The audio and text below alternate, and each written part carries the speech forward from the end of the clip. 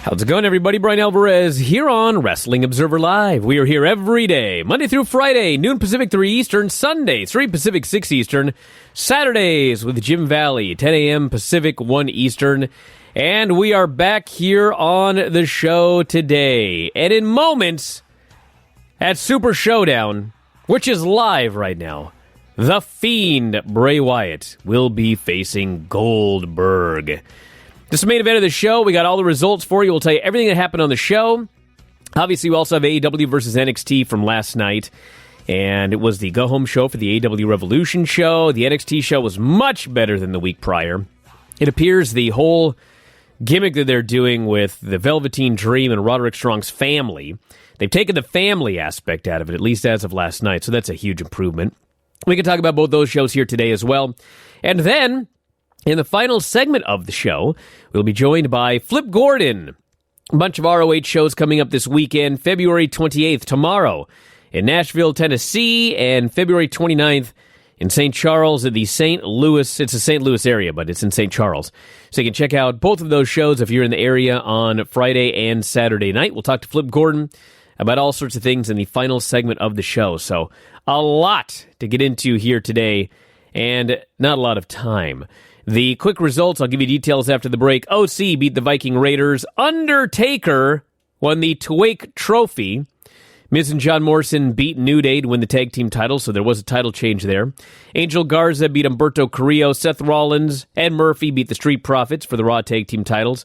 Mansoor beat Dolph Ziggler. Lesnar squashed Ricochet in 1 minute and 30 seconds.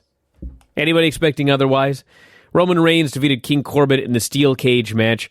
Bayley versus Naomi just ended. We'll tell you about that after the break. And The Fiend is about to face Bray Wyatt. Or The Fiend Bray Wyatt's about to face Goldberg for the WWE Universal Championship. Back in a moment to take you through that championship match and more. Wrestling Observer Live.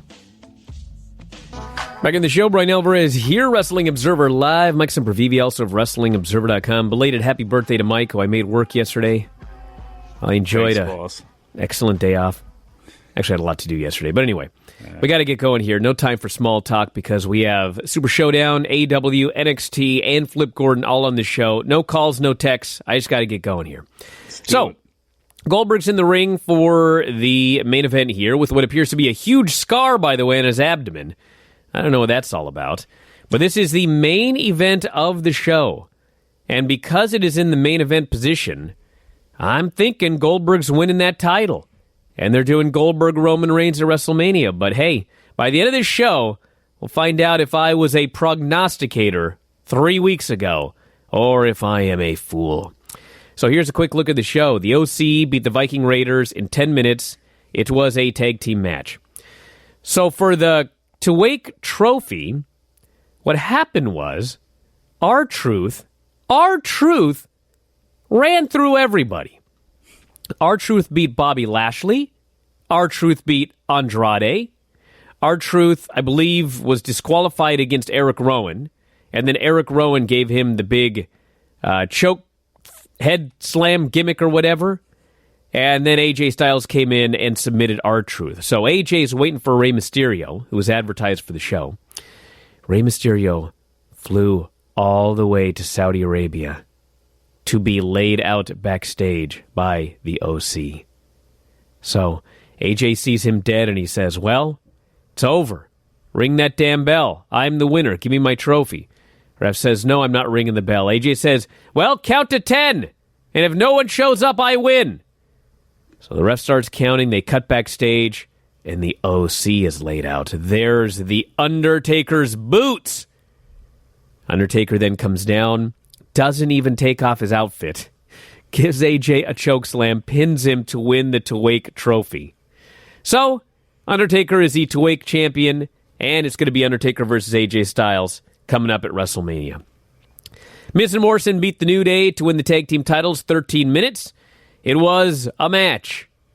Angel Garza beat Humberto Carrillo by sitting down on a cradle, which was the exact same thing they did on Monday. 9 minutes, 10 seconds. The Raw match, significantly better. Seth Rollins and Murphy versus the Street Profits. Dead crowd, 10 minutes and 50 seconds. Seth Rollins and Murphy retain the Raw Tag Team titles. Mansoor beat Dolph Ziggler. The fans love Mansoor. Quite frankly, this was the right finish.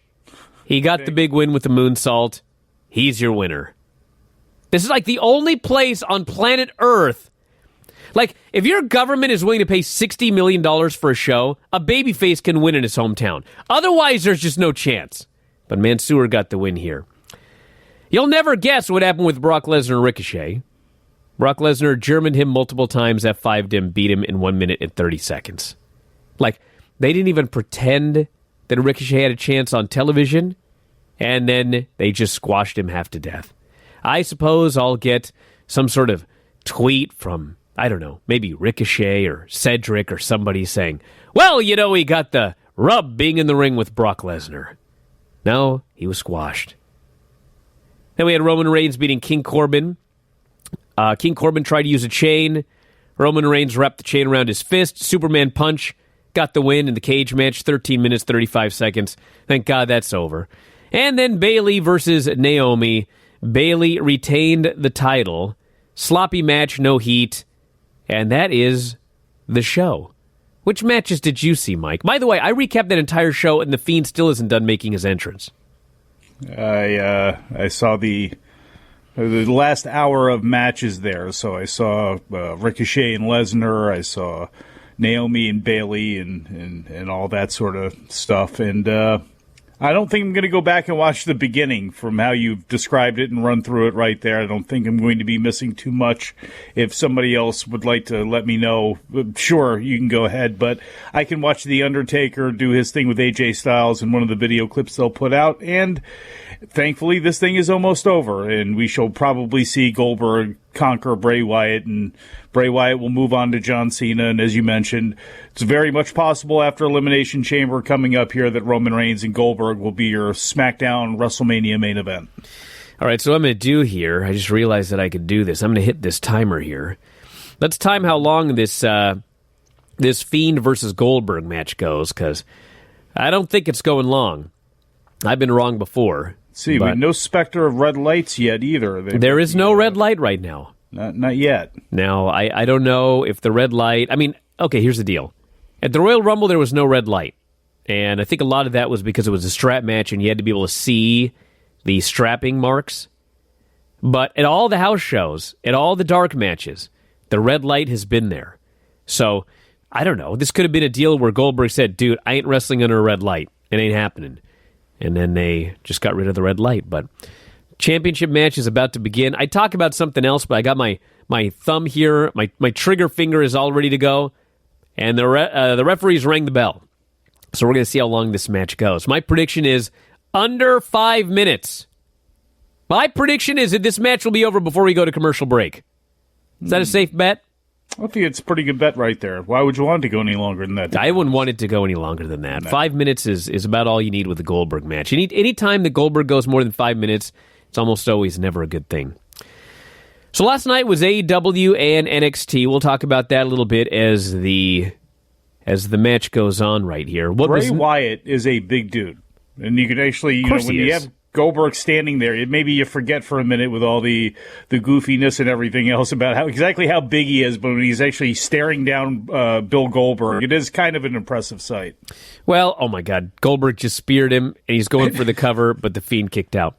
Yeah, there was Bray has, I don't know if it was Instagram or whatever, but Bray had this picture of, it was him holding his new baby, and of course I also have a new baby, and so like I know how small babies are, but dude, he's holding this baby, and this baby looked like it was like a three-day-old fetus. He was so gigantic. It's like, holy smokes, this guy's big. Goldberg just hit a second spear, and he's setting up for a third one right here. And believe it or not, the Fiend is actually selling. All the other Fiend matches, his gimmick was he didn't sell. Goldberg hits that third spear right there. Looks like he's going for a fourth one. This may end up being a quick squash match. We're at 1:35 right now. So I can't say that the Fiend has lasted longer than Ricochet, for those of you keeping track. Let's see if he misses one right here now with Bray very slowly working his way back up for this fourth one. That's 4 spears right there. My guess is the Fiend kicks out. I called that one. This match ain't ending without a jackhammer. Are you kidding me? So a match that did not go 5 minutes, by the way, was Omega versus Pac last night in a 30-minute Iron Man match. Pretty good. I do want to open the show here today since we talked about it last night. Both guys are fine. And if you watched the show, I mean, there were some scary spots on that show. Not as scary right here as The Fiend putting the mandible claw on Goldberg and Goldberg selling a dude having his fingers in his mouth. It's coronavirus concerns right there. Not thinking about biting the guy, for example. Did a tooth just go flying out of Goldberg's mouth? It might have been vomit or a mouthpiece. I'm not actually sure, but yeah, something came out of Goldberg's mouth. Ew. Anyway, he's fighting out of this thing right now. So they did some spots last night in the Omega Pac Iron Man match, including, I swear to God, I'm not making this up, a top rope brainbuster. There was a Tiger Driver 98. There was a Phoenix, or what was it? A Falcon Arrow off the apron. Goldberg just hit the jackhammer. And Goldberg, everyone. Bill Goldberg is, in fact, your new WWE Universal Champion. And I don't want you guys to ever doubt me again. 3 minutes. That's how long that match went. 3 minutes. And so, in fact, it will be Goldberg defending the title against Roman Reigns at WrestleMania this year. And my guess would be that sometime very, very soon, there will be an announcement that WWE is taking WrestleMania to another over-the-top service, and they're going to be asking you for $64.95 for this show. Mark my words, everybody. That's where I think this is all going. Back in a moment with more Wrestling Observer Live. Back in the show, Bryan Alvarez here, Wrestling Observer Live. Mike Sempervive, also WrestlingObserver.com. What's on now? WWE 24 R-Truth? Yes. Oh. I'd actually watch that, but I got to do a show. So anyway, Goldberg's the new Universal Champion.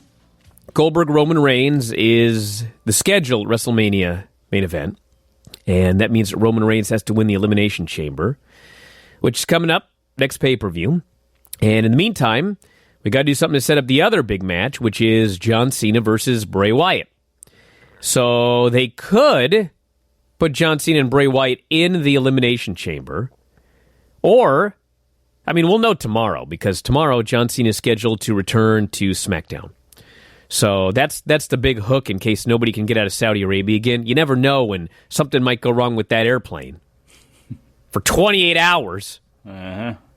So anyway, John Cena's going to show up tomorrow, and they may just do a deal where he shows up, cuts his promo, lights go out, come back on, the Fiend gets him, and that's your setup for WrestleMania. I mean, they could do it the hard way or the easy way.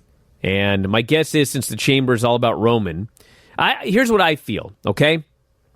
Much like I had a feeling about this Goldberg thing. I feel that they're not going to put them in the Chamber, and I'm going to tell you why. Because I think, as abundantly clear if you went on Twitter for 3 minutes during the break, oh, the fans are upset right now. Oh, I can't believe what they did to the Fiend. They buried and killed the Fiend, I've heard. Like the Fiend can't be rehabbed in 5 minutes on SmackDown tomorrow. But anyway, if you put the Fiend in the Elimination Chamber, I mean, it doesn't matter. There's going to be so many people that want him to win. And, John Cena has a lot of younger fans. And if you put him in there, there's going to be a lot of younger kids who want him to win. And my feeling is that if you have two guys that, for various reasons, people really want to win, and they don't, and Roman Reigns wins, I mean, we're going to have a problem again. So what I think should happen is they should not be in that match. Just have them do something else, set up their WrestleMania match that way. Then you don't have to worry about people turning on Roman Reigns, turning on the match when they get rid of the Fiend. That's my thought. But we'll see what they do. Do you then go with the all bad guy set inside the Elimination Chamber with Roman, where it's he and then Baron Corbin, Dolph Ziggler, Bobby Roode, they're your list of usual suspects? Or do you throw in there a Braun Strowman who you would figure at some point is going to need some sort of WrestleMania program for the Intercontinental title? Or do you throw guys like that in there, or do you keep it with Nakamura, Zayn, and other guys who are threats to Roman to make sure? Honestly, you know what I do? You know what I do? There is one thing that Baron Corbin is very good for, and that is making you not want to see him on TV, okay? So, what I would do is, I don't really care who you put in the chamber, as long as, like, I wouldn't put Daniel Bryan in there.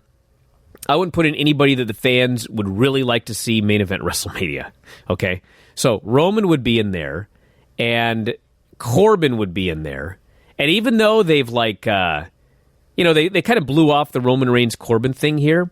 So what I would do instead is I would have Corbin and some heels attack Goldberg. So what I would do is I would start building a program between Corbin and Goldberg so that in the chamber, there are people who think that, oh my God, maybe Corbin might actually win and headline against Goldberg. I would do something where Corbin is the guy that Roman eliminates to win the chamber. Well, so people are relieved that it's not Corbin, and they can't get so mad that it's Roman. That's what I would do. Well, and you can give him the heavies of Ziggler and Rude. Yeah, put Ziggler, Rude in there. Anyway. They get beaten as well. Yes. That would make sense. Yes, that's what I would do. Tease something that people don't want to see, so when it ends up being Roman, they're relieved. That's what I would do. All right, so very quickly, last night, the Omega Pac Iron Man match was great, and they went to a draw, and by going to the draw, Pac had the match won, but the time limit expired. Then they did sudden death, and Kenny won. So they somewhat protected both guys, but Kenny did decisively get the win. So the feud's over, and Kenny Omega wins. Match was great. We had the Inner Circle beating Luchasaurus, Marco, and Jungle Boy. Match was a lot of fun. We had the Best Friends beating the Butcher and the Blade. They set up a match with Orange Cassidy and Pac. And literally, the storyline of this match is, on Saturday night, Orange Cassidy is going to try. So, he will try, everyone. And it's probably going to be a really good match. It's not going to be Pac in there doing the Invisible Man and slow motion stuff. Believe me when I tell you, it will be a good match. It's not going to be the match of the night, but it's going to be a wrestling match with a lot of high flying, and it's going to be good. We had the four-way. Hikaru Shida beat Big Swole, Shannon, and Yuka Sakazaki, so Hikaru Shida probably in line for a title shot down the road. We had a great sit-down interview with Hangman Omega and the Young Bucks, and there was no scripting. They didn't even do a practice run.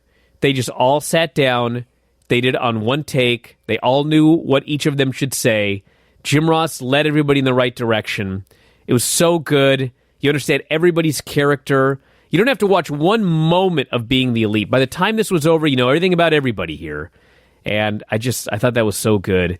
And then the weigh-in, which years ago, when I did that match with Vinny where I took a bump into the kiddie pool, we also did a weigh-in. And it's like a weigh-in for a match with no weight limits. It was just ridiculous. And I put stuff in my pants to make myself weigh more, which of course goes against the whole idea of a weigh-in. It's just completely ridiculous. And so they have a weigh-in here, and it's like, the idea of a weigh-in is ridiculous. Because, yes. I mean, there's no weight limit. They're both heavyweights. What's the point? But it didn't matter. It's like, it's a ceremonial weigh-in. We're finding out how much each guy weighs. It was so wacky, but Jericho's out there. They've all got Painmaker posse tracksuits on. Came out like the Gracies. Oh, my God. And then there was a headbutt by Moxley. There was a big brawl. All the main characters in the big matches got involved. It was just, I loved this weigh-in. And then finally, Jericho lays out Moxley with his own move, the DDT, on the scale. Jericho's bleeding from the headbutt. I just thought this weigh-in was great. This was a very, very good show. It was an excellent go-home show for their pay-per-view. I think the show's going to do really well. I've been wrong before, but I just have this feeling that this pay-per-view is going to do really well. I think it will, too, and I think the rating for this show is probably going to end up doing pretty good as well. And there wasn't a better example between the two shows than last night. You know, NXT tries way too hard and takes way too much time trying to make moments, and in the off chance that they get an organic moment, they immediately take it, exploit it, pimp it, try to replay it, try to redo it a zillion times over again. Everything is canned. You know, the cadence of the announcers, Morrow's going to say this, and then Nigel's going to say this, and Beth is going to follow it up with this. and everybody's got to pose and hit their mark and this and this and this. Meanwhile, AEW is letting the moments happen, and obviously they are trying to put their people in the positions to get the reactions that they're getting, but the bottom line is they are getting those reactions, and there's a lot of difference between the shows, but that's one of the biggest, most shining examples is NXT trying so hard and being so antiseptic in how they create moments, whereas AEW is letting the moments happen and be created. You know what, AEW... So I liked NXT last night. AEW was a better show. Spoiler for tonight's Bryan and Vinny show. I liked AEW. It was way better than last week. And the reality is that 9 times out of 10, maybe 8 times out of 10, NXT has the better match of the evening. Facts. Bell to bell. But when I watch the NXT show, like I love wrestling, and I really like the NXT show and all of the talent. But as a fan, I just need more than good matches up and down the show. And they do an angle here or there. They do an interview here or there. But I'm missing the pro wrestling that I'm getting with AEW. And the thing with AEW that I really love is, like I had an idea for last night's show, okay? My idea was MJF needs to do everything in his power to get Cody to hit him. Because that's the last chance that he's got to have the match canceled on Saturday. And their decision was, well, they're not even going to be on the show. Yeah. And at the end of the day, that's fine. Like, I don't have a problem with that. If they had both been on the show and not done that angle, I would have been upset, okay? But every match I've ever had, like before I get to the building, I've had an idea for what I wanted to do. And I think about it, and I go, you know what, this would make sense in the storyline, and I think we should do this or whatever. I get to the building, and my opponent or opponents are there, and you sit down, and invariably, they also have an idea, okay? And sometimes you hear their idea, and you're like, you know what? That's awesome. That's better than the idea I had, so let's go for it. And when I watch AEW, I have so many ideas when I watch that show about all of these different segments, what they could do, what this person could do, what that person could do. Sometimes what they do is very close to what I think. Sometimes what they do is totally different. But it always feels like they all came up with a bunch of ideas, and they all settled on something that they figured that's the best thing to do for this moment right here. And it's organic, and it's people coming up with fun things to try. And, you know, sometimes I agree with it, sometimes I don't, but I always feel like the decision they made was what they felt was the best decision. And that's what professional wrestling is. I mean, sometimes I've done matches where I thought this is a better idea, and then we went out and did it, and it's like, well, that was a failure. But we tried. We thought we had and it just doesn't feel like that with NXT. With NXT, it just feels like, here's a script, this is what we're going to do, because this is the way it's done, and it's missing that fun. Back in a moment with Flip Gordon, Observer Live. Back in the show, Bryan Alvarez here, Wrestling Observer Live. Mike Sempervive, also of WrestlingObserver.com. And very happy today to be joined by Flip Gordon, Ring of Honor, CMLL, and Barbados, and so much more. Flip, how are you doing today? I'm doing great. How you been? Please tell me about going to Barbados. Yes, I'm going to Barbados March 7th for face-to-face wrestling. And it's going to be my first time down in this area of the world, so I'm very excited. So you are, I mean, we talked about Barbados, and you've got CMLL coming up, and obviously these Ring of Honor shows. There's Vegas next month. There's 2 shows coming up this weekend. There's Nashville and St. Louis. I mean, you're going all over the place. And did you ever imagine when you signed up for this gig, like, what did you know about professional wrestling, like the lifestyle? And was that kind of one of the goals, was just to be able to travel the entire world, or was it more that you just loved wrestling? It was one of my goals, was to travel the world. I didn't know that it would happen this quick. I didn't know it would happen like this. When I first got into wrestling, I didn't know anything about the indies, so I thought that you paid for school, and then you paid for a tryout, and then that's how you went. But then I discovered the wonderful world of independent wrestling, and it got me all the way here to Ring of Honor. And since I've gotten here, I've been able to travel more and more, obviously with our partnership with CMLL. I've been able to go down to Mexico multiple times. I've been able to go over to Japan because of the partnership with New Japan Pro Wrestling. So it's been quite the ride, man. It's been surreal. So you've only been doing this. I guess this will be your 5th year now, and Yeah, it'll be 5 years in May. yeah. But I mean, you were already like a name in Ring of Honor 2 years in, and for a lot of guys, I mean, 2 years in, they're nowhere near being a name in Ring of Honor. I mean, what advice would you give somebody breaking in today? How did you go from nothing to everything so quickly? I was just ready for any opportunity. Even if I wasn't ready, I told the booker or whoever's giving me the opportunity, I told them I was ready. Because in this business, you're never going to be actually ready for that opportunity. You just got to take that leap of faith and go for it. You got to take a chance on yourself, and I think that's what I did. And I think other people saw that I was willing to take a chance on myself, so they obviously took a chance on me as well.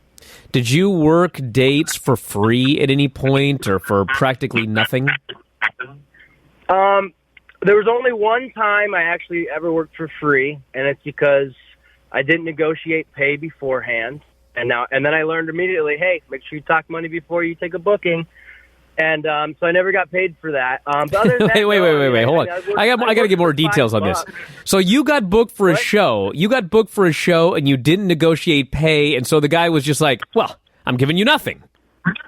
Well, this was at the time where I was making like $20, $40 a show, so I just assumed, you throw me $20, you know what I mean? I drove all the way to New Jersey, you know what I mean? And I helped take down the ring afterwards, did everything I was supposed to, you know what I mean? Still nothing. I was told, hey, make sure you drive home safe. Wow. But I mean, that was the only time. Every other time I at least made $5, $10, you know what I mean? So, sure. Hot dog. Yeah, a couple of hot dogs here and there. I never got the hot dog and a handshake. Oh, wow. I thought I was going to get it a couple times, but I didn't. Wow. I just got hey, drive home safe. Dude, you're working the wrong places if you're not getting a free hot dog. So what would you say was like the turning point for you, where you went from making $5, $10, drive safe home, to all of a sudden you're a name? Like, what was the moment? What was the match? What was the promotion? I think it was Northeast Wrestling. I think it's when I started working. Gosh, he started bringing all these guys. I was working Pentagon Jr. He brought in Cody. He brought in Jushin Thunder Liger. Like, I got to step in the ring with Jushin Thunder Liger like 8 months into my career. Like, I had no business being in the ring with him. And yet I got to share a ring with a legend. And it just showed you the trust that promoters had in me, that they knew I was going to be safe with these guys and that they weren't going to get hurt. What did you feel about yourself as a worker, in the sense that how long did it take for you to feel like, okay, well, I'm actually like a decent worker now. I'm just not some guy that could do a couple of spots or flips or whatever. How long did it take? And I guess, like, what was a match where you felt like, okay, I'm a wrestler now? I think, honestly, I didn't feel the most comfortable until just a few months ago. I think as soon as I calmed down my style a little bit, obviously the injuries had an effect on that. But it really showed me, like, I got to focus more on the other stuff, the small stuff. Because anybody can go out there and just do big spots and big flips and get a reaction, because anybody's going to be like, oh, shit, that was big. You know what I mean? But when you can go to the other aspects, that's what makes you the more well-rounded performer. And I was lucky because, like I said, I was in there with guys that I had no business being in there with. But because I was in there with guys of such stature, I learned at such a quicker pace. Well, did you ever feel any resentment from anybody that maybe had been in the game a little bit longer, even though people had taken you in? It really was within 2 years of your start that you were working in Ring of Honor and having the world exposed to you, being able to go to Mexico and Japan. And there are some guys who work 10, 15 years and don't get that opportunity. They don't get those breaks for whatever reason. Did you ever feel any sort of pushback from anybody, any old veterans, or really anybody in general? You're going to have those here and there. Mainly, honestly, it was from local, where I started, where I got it the most. But when I started traveling, everybody was super nice, and I was the newest guy in every single locker room. So I acted accordingly. I would shake hands because I was always the newest guy. So you, obviously, if anyone's ever seen Flip Gordon, I mean, young guy, good-looking guy, does a lot of flips. I mean, you just see you, and it's, this guy, babyface. And you have been a heel as well. And what to you, do you prefer being a babyface or a heel? I guess whatever. I guess I just like being who I am. And right now, I feel the most comfortable as my character. I mean, I go out and I'm with Villain Enterprises, so I'm going to get a cheered reaction, but I'm not going to try to change my style. I'm still going to wrestle as the mercenary. Obviously, we're a heel stable, so we do more heel tactics. But, I mean, depending on the match, I mean, obviously I'm going to be more of an aggressor because I'm more of a fighter now. But I think naturally I am more of a baby face. But what is easier for you? I mean, is one easier than the other? Is it easier to go out there and be a heel, or is it easier because of everything about you to be the babyface? I think soon as I made the switch to being heel a little bit more, I think that's when I finally started. I think that's when things started finally clicking for me. Okay, this is why this happens. Oh, this makes sense now. Oh, okay, this is why this is slower. This, you know what I mean? Sure. Because you're seeing how the match is put together from the other side, from the other aspect. And I think if you don't actually get to work on that side, you can't be a great performer because you got to be able to do it all. So there's been a lot of changes of late in Ring of Honor, not the least of which is Marty Scurll's new deal and him doing more with the booking. And, you know, you're doing, there was a free show recently, a fan appreciation show. How have things changed in Ring of Honor since Marty came on board? And I guess your thoughts on the current direction. I'm very excited about the current direction because it's a very positive direction that we're heading in. Lots of big things are going to be happening. Obviously, with Marty's new job, you know, you have somebody that's very creative, very passionate about this business, and I think we're in very, very great hands. So you've got CMLL coming up, as well as all of these Ring of Honor shows here, and you've been going there for probably 3 years now. And it's kind of like what you were talking about with Pentagon Jr. Your first time down there, you're in the ring with Ultimo Guerrero, Kojima, Caristico, these huge stars. What are your thoughts on going back to CMLL, and I guess just your thoughts on the lucha style as compared to what you normally do? I'm very excited. Mexico is by far my favorite country that I've been to. And so to go back to one of my favorite cities in Mexico City and perform for such a passionate crowd as the CMLL fans are, it's like that's one of the shows I've been looking forward to for months now. And like it was one of the hardest things to keep a secret. So I'm so glad it's finally out and it's been announced so I can talk about it because I'm very excited. Who are some of the, I mean, when you grew up watching wrestling, I mean, were you a big fan of CMLL? I mean, do you see some of the guys down there as big a legends as you saw like Pentagon Jr.? I was a big fan of the lucha style, so I loved going back and watching Eddie and Ray, all those guys, the Mexicools. I loved them. Me and Hoovy got to actually hang down in Mexico. We actually made it a BTE bit a while back. So being able to interact with these legends is like so cool, especially when I grew up watching them. Like I got to wrestle Rey Mysterio. That was like a bucket list. You know what I mean? Little kid inside was freaking out. But I love the lucha style, and I love going down there because I'm able to learn more. It's hard to learn the indies or the lucha style here on the indies with the little time you get to spend with the lucha guys. So when you go down there and you're living the lifestyle, you know what I mean. You're just there, and it's so much different, and you learn at such a faster pace. So weekend, you've got a match, you and Brody King versus Rush and Kenny King coming up in Nashville. And then the show in St. Louis, looks like you're facing Briscoes and Slex in a 6-man tag. Thoughts on those two matches? Me and Brody are going to tag for one of the very first times. I'm very excited because we have lots of ideas. Villain Enterprises is going to show why we're the top stable in professional wrestling. So it's going to be a must-see show, not only tomorrow in Nashville, but Saturday in St. Louis, because Villain Enterprises is taking over. What are your thoughts on Brody? He worked up here all the time for Defy, and actually just came back to Defy last month. And he's huge, he's athletic, he's got a ton of charisma. We used to just watch him and say, this guy's got to go somewhere. And they end up going to Ring of Honor. So jinx with some injuries, but Brody is a freak of nature. For how big he is, he should not be able to move the way he does. And then he just came back from an ACL tear in like 3 months, not even 3 months. Like, what? That's unreal. He's an animal, and he's the freaking force behind Villain Enterprises. What are your thoughts on when you see PCO? I mean, do you sit there and think, someday I will be this man's age, and I may be doing things like this? I mean, does that ever cross your mind, or is it like, I'm out of here when I hit 40? I hope I'm not wrestling when I'm his age. I mean, I hope I'm still have something to do with wrestling, and I hope I'm able to give back in some way. I just don't think physically I would be able to do it at his age, and that just is more reason why he's world champ. You know what I mean? He's doing it all. It's incredible because, I mean, you see the stuff that he does, and you're just like, okay, well, that's it this time. Every night. That's it. Every night. Yes, but he keeps going. How does he do this, Flip? Because he has a car battery. Well, I hadn't thought of that. Car batteries obviously last longer than the human heart. Yes. Flip, let's get some plugs in here. I want to get your social media out there and talk about the 2 shows this weekend. So how can people learn more about Flip Gordon?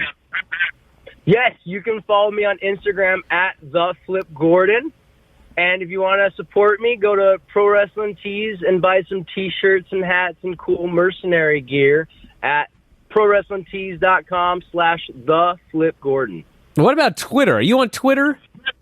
I actually got off Twitter. Oh, you did too? Yeah. I just couldn't take it anymore? It was just taking time off. And it was too negative, and there was some stuff going on back, and I just kept getting tagged in negative stuff, and it was just every time I'd go on there, it ruined my day. And I'm like, why? Oh, so I'm man. like, whatever. I got rid of it. I didn't need it. Well, the page is up right now, everybody. If you want to go up and, I guess to tease the Twitter, you can find out who is the one person that Flip Gordon follows. Find out on his I don't Twitter. follow anybody. Yeah, you do. One follower. What? Oh, man, even you don't know. I couldn't see him. Well, thank you. Get out of here. All right. Thanks so much, Flip. Back at him home with more Observer Live. Back in the show, Bryan Alvarez here, Wrestling Observer Live. Mike Sempervive, also of WrestlingObserver.com. So if you want the full reviews of the AEW and NXT shows, Dave and I did some reviews last night, and Vinny and I will do a very, very in-depth review, as we do every Thursday. Tonight, on the Bryan and Vinny Show, which you can check out at WrestlingObserver.com as a subscriber. And yes, Dave confirmed yesterday that the Observer will be out today. He's writing up that report on the Super Showdown show, and then the brand new Observer will be out for subscribers as well. 35,000 words. News and info on pro wrestling and mixed martial arts. New issue every week for subscribers, and the full archives are available as well. So if you're a big fan, I mean, there is no better value in pro wrestling. There's 10,000, I think it might be 11,000 now. I'll have to do a new count. But there's like 11,000 archived audio shows. So we're not talking one podcast a week. We're talking 18 podcasts a week, 18 to 20. 11,000 in the archives. Thousands of observers, thousands of Figure 4 newsletters. All sorts of great stuff up there. Adam and Mike, Big Audio Nightmare. Big Audio Nightmare is the best. The best, says Best. Mike. The original alternate. You, my friends, can make that determination yourselves by signing up at WrestlingObserver.com. We recap everything for you. We'll tell you what's coming. And, of course, we'll be back with more tomorrow as well. And you can hear this show every day, Monday through Friday, noon Pacific, 3 Eastern. Saturdays, 10 a.m. Pacific, 1 Eastern. Sundays, 3 Pacific, 6 Eastern. With links at WrestlingObserver.com. The live show is free. If you want the replay, you must be a subscriber. You can download it to your phone as well as everything else. Listen on the way to work, at the gym, wherever you listen to your audio. It is a great value. So thanks, Mike, as always. Callers and listeners, everybody in the studio. We'll talk to you again next time. Wrestling Observer Live.